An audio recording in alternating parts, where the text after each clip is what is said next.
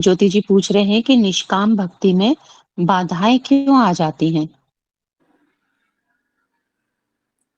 देखो, हर रास्ते पे बाधा है। बाधा तो आएगी।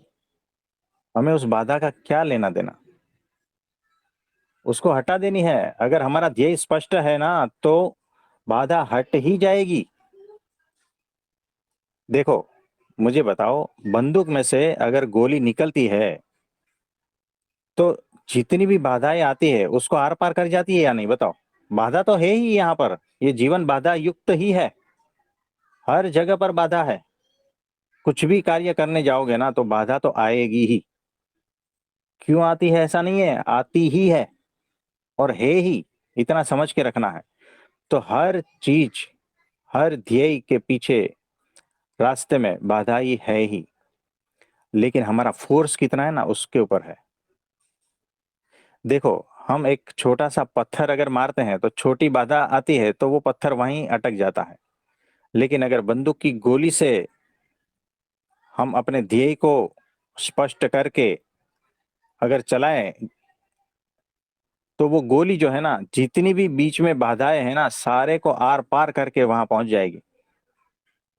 तो हमें मजबूत होना है। हमें अपने ध्येय से खिसकना नहीं है। हम कमजोर पड़ जाते हैं ना, इसीलिए बाधाएं दिखती है। हम अगर मजबूत रहेंगे ना तो बाधाएं होती ही नहीं। वो बाधा को भी हम पार कर जाते हैं। आप समझे? तो हमें भक्ति इस तरह से करनी है कि कुछ भी बाधाएं लगेगी ही नहीं। बाधा तो बहुत सारी है, हर जगह पे बाधा है। एक स्टूडेंट पढ़ाई करता है ना, उसके उसको पूछो कितनी बाधाएं आती है।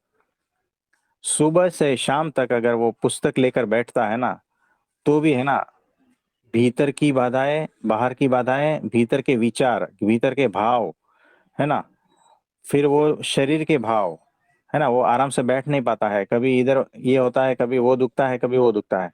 फिर कभी भूख लगती है, कभी छींची पीपी, ये सारा कुछ होता रहता है। ये भीतर की बाधा है। फिर अनंत प्रकार के विचार चलते हैं, ये भी बाधा है ना। और बाहर वाले लोग उससे मिलने आते हैं। कोई किसी ने कुछ बोल दिया है ना, घर वाले परेशान करते हैं। ये सारी बाधाएं हैं, बहुत सारी बाधाएं हैं। लेकिन जो स्टूडेंट, जिसको पढ़ाई करनी है ना, तो जो बैंड बाजे बजते हैं ना, उसके बीच में भी वो बैठकर पढ़ाई कर सकता है, ध्यान पूर्वक, धैर्य पूर्वक। तो हमारा फोर्स भीतर से कितना है, उसके ऊपर सारा आधार है। हमारी भक्ति ढीली ढीली है तो बहुत सारी बाधाएं दिखेगी। और अगर भक्ति मजबूत है, हम स्ट्रांग है ना, तो बाधा दिखेगी ही नहीं। बाधा की तो ऐसी की तैसी। आप समझे? परमात्मा मिले हैं, उसकी भक्ति कर रहे हो, कोई छोटी बात है थोड़ी। हम तो भक्ति कर रहे पर हम तो विलीन हो जाते, तो हम तो कहते भाई ले चलो।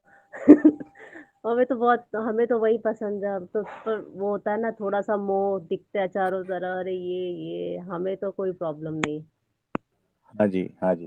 तो देखो कैसा है कि बाधा तब ही दिखेगी जब हम ध्येय से हट गए हैं।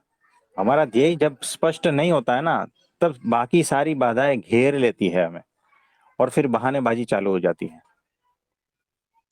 तो ये है, मैंने देखे हैं, जो परमात्मा को चाहते हैं ना, फिर वो रुकते नहीं, वो पहुंच ही जाते हैं।